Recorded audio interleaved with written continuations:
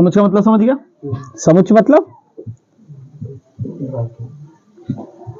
एक अक्ष का मान होगा, दूसरा y का। इसी तरह एक अक्ष का मान होगा, एक y का मान होगा, एक अक्ष का मान होगा, एक y का मान, जितना भी आएगा धीरे धीरे चलते जाएगा, ठीक है। लेकिन कम से कम 2 से 3 काफी है, ठीक। चलो निकालते हैं। अब क्या बोलता है, समीकरण दिया गया है, सबसे पहले लिख लेंगे हल। नंबर 1,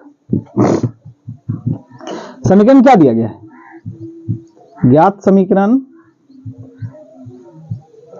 2x प्लस y बराबर 12, है ना। अब क्या बोलता है, के लिए प्राकृतिक प्राकृत संख्याओं का समुच्चय। प्राकृत संख्या क्या क्या?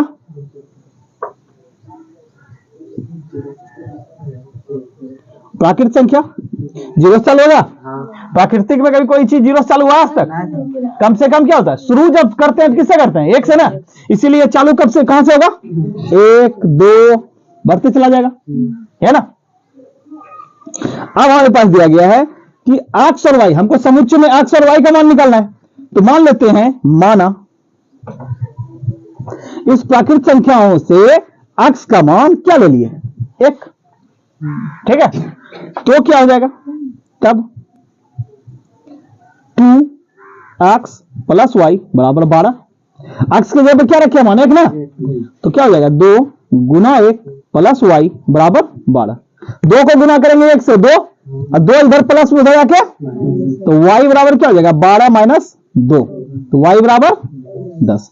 मतलब एक जो समुच्चय आया, पहला क्या आया, x का मान 1 माने तो y का मान कितना निकल के आ गया? 10, ठीक। पुनः x बराबर क्या मानेंगे? 2, तब क्या हो जाएगा, 2 गुना 2 प्लस y बराबर 12, 2 दूना 4, तो हो जाएगा y बराबर 12 माइनस 4, y का मान कितना आ गया? 8 आ गया। मतलब दूसरा समुच्चय हो गया, जब 2 माने थे तो इसका मान आ गया 8। तीसरा मानते हैं पुनः, x बराबर 3, तब क्या हो जाएगा मान?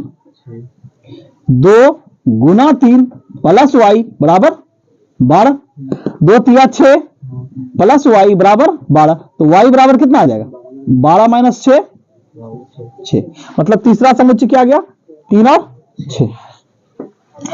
और ज्यादा निकालना है तो निकालो, ना तो बस यहां तक स्टॉप करके यहां लिख देना आता। प्राकृत संख्याओं का समुच्चय।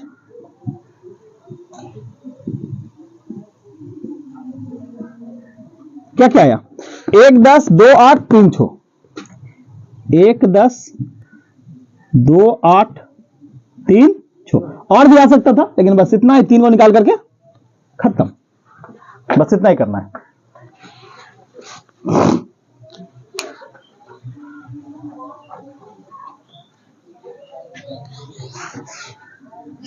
समुच्चय का हल दे देना, ज्यादा है तो हल निकालने का था ना, का हल इतना है, बस पूरा लिख दो। ऐसे ही लिखना है एग्जाम में, ये साइड में लिखना, ठीक है, ये साइड में याद रखना बस। या फिर यहां से भी याद हो जाएगा, x का मान 1 तो y का मान 10, x का मान 2 तो y का मान 8, x का मान 3 तो y का मान 6, बस इतना याद रखना, ठीक।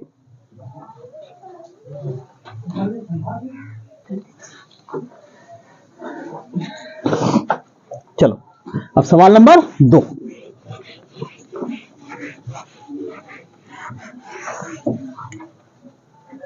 क्या बोलता है, यदि थीटा का मान क्या दिया है? 30 डिग्री हो तो सिद्ध करें कि 4 cos q theta minus 3 cos theta बराबर 0, ये ना। पहले थीटा का मान क्या दिया है? नंबर 2 हल करना चालू करते हैं। थीटा का मान कितना दिया है? 30 डिग्री हो, ठीक। तो सिद्ध करना है, हो तो सिद्ध करना है। क्या सिद्ध करना है सर जी? 4 cos 3 theta minus 3 cos theta बराबर कितना होना चाहिए? 0। तो थीटा का मान कितना दिया है? 30। तो इसमें लिख सकते हैं कि cos, दोनों साइड cos है ना, तो cos 30 डिग्री बराबर कितना होता है? √3/2 कि 4? 2। अच्छा चलो इतना ना। अब इस पे मान रख देते हैं इसका LHS। LHS क्या बोल रहा है सर जी? 4 cos 3 theta minus 3 cos theta बराबर हमको 0 लाना है।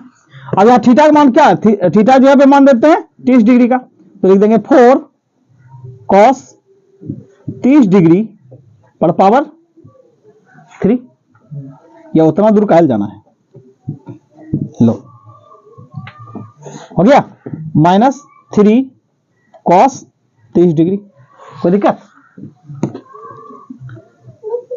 आ गया देखो 4 cos थीटा का मान cos 30 डिग्री का मान कितना निकालना है? 3/2 ना, रूट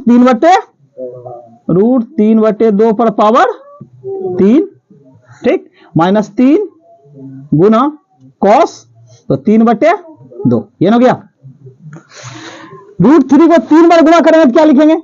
3√3। और 4 से गुना है तो 4 से इसको करेंगे तो कितना आ जाएगा? 4 गुना √3 3√3 और 2 का क्यूब करेंगे तो 8, ये कट जाएगा, कितना हो जाएगा? 2 माइनस 3√3/2। इसका मान क्या आ गया?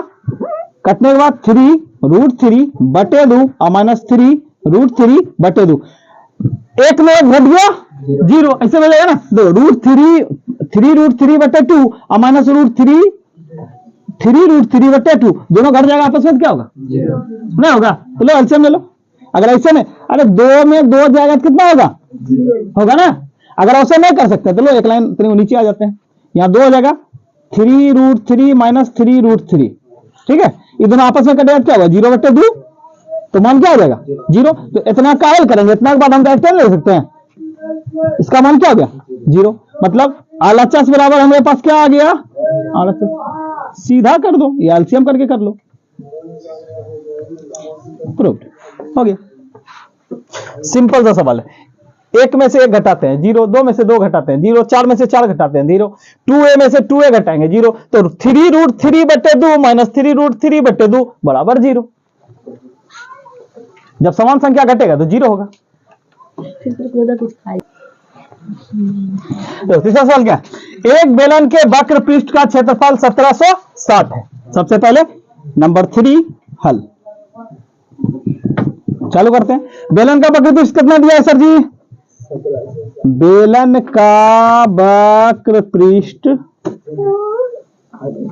का क्षेत्रफल 1760 सेंटीमीटर स्क्वायर यह दिया है।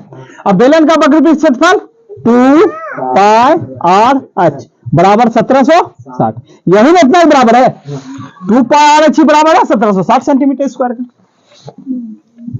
लो डिजिटोर दे दिए, 2 के जगह 2, पाई का मान 22/7, आर का मान है, उसके बाद आधार का त्रिज्या, अच्छा तो काम यहां लिख देना, त्रिज्या बराबर भी दिया गया है, त्रिज्या बराबर 14 सेंटीमीटर, ये ना गया। आर का मान है 14 और एच हमको निकालना है। ये हो गया सब 1760 के बराबर सेंटीमीटर स्क्वायर। इसको हटा दो, सेंटीमीटर कट जाएगा, सेंटीमीटर से सेंटीमीटर बचेगा। अच्छा तो लो एक घुसा दो, 2 गुना गिर गया, उठा लो। देख शुरू से लिखते हैं। पहले क्या दिया? बेलन की त्रिज्या लिख दो ऊपर में 14 सेंटीमीटर। अब निकालना क्या है? ऊंचाई निकालना है ना, आज का मान हमको निकालना है। अब बेलन के वक्र पृष्ठ का क्षेत्रफल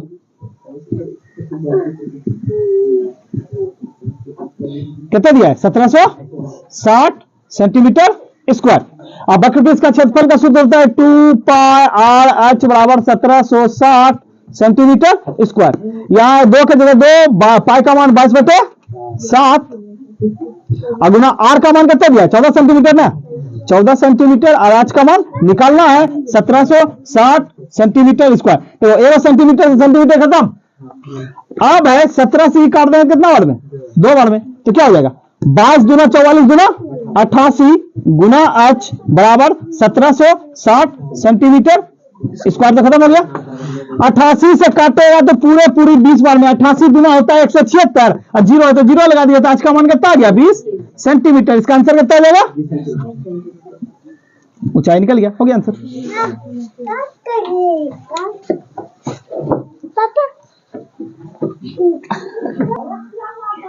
देखो क्या बोलता है, यदि एपी का 8वां पद 17 है, सवाल नंबर 4, ठीक, यदि एपी का 8वां पद 17 है तथा 14वां पद 29 हो तो एपी का सार बनता, मतलब डी निकालना है। ए का मान क्या हो जाएगा? ए बराबर ए मान लेते पहला पद, सीधा बात। तो माना पहला पद बराबर ए, सार्वंतर डी निकालना ही, ठीक। अब क्या दिया है? 8वां पद बराबर कितना है? 17 ना। 8वां पद का मतलब टीएन में सूत्र, 8वां पद मतलब एन का मान 8 दिया गया है, तो क्या टीएन में सूत्र क्या हो जाएगा? A plus N minus 1 into D बराबर टीएन का मान कितना दिया है? 17 दिया है पूरी। अब 8 एन के जगह पे क्या रखेंगे? तो ए प्लस 8 माइनस 1 इंटू डी बराबर 17। तो ए प्लस 7डी बराबर 17। वो तो सीधे बता दिया, जब भी 8वां पद बोले तो सीधा क्या करना है? एक घटा के लिख देना है, ठीक है। तो ये हो गया समीकरण मेरा 1 2 ना। दूसरा क्या बोलता है? 14वां पद 29 है, 14वां पद 29 है ना। तो इसका क्या हो जाएगा? A plus 14 minus 1 into D बराबर 29, ये ना गया। तो ए प्लस 13डी बराबर 29, ये हो गया समीकरण 2। अब इन दोनों को समीकरण को जब जोड़ेंगे तो क्या हो जाएगा? डी का मान निकल जाएगा। समीकरण 1 तथा 2 से माइनस 2 करने पर समीकरण 1 क्या दिया है सर? ए प्लस 7डी बराबर 17, ए प्लस 13डी बराबर 29, ठीक। सबको क्या करेंगे? घटा देने पर ए से ए का कहानी खत्म। अब 13डी में 7डी घटे अब क्या होगा? माइनस 6डी, ये नहीं माइनस में है 13, उसमें 7 घटा दिए तो कितना बचेगा? 6डी। 29 में से 17 घटाएंगे तो माइनस 12। ये माइनस से माइनस खत्म, 6 से 12 2 बार में डी का मान कितना आ गया? तो सार्वंतर। अगर सर जी बोलता कि आप इसका ए का मान क्या होगा तब, तो डी का मान क्या होता है? समीकरण 1 में रख देते हैं। अगर ए का मान पूछे तो क्या लिखेंगे? समीकरण 1 में डी का मान रखने पर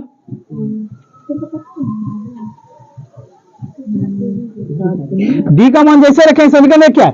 ए प्लस 7डी बराबर कितना है? 17 ना। तो ए प्लस 7, डी का मान कितना आया? 2 ना।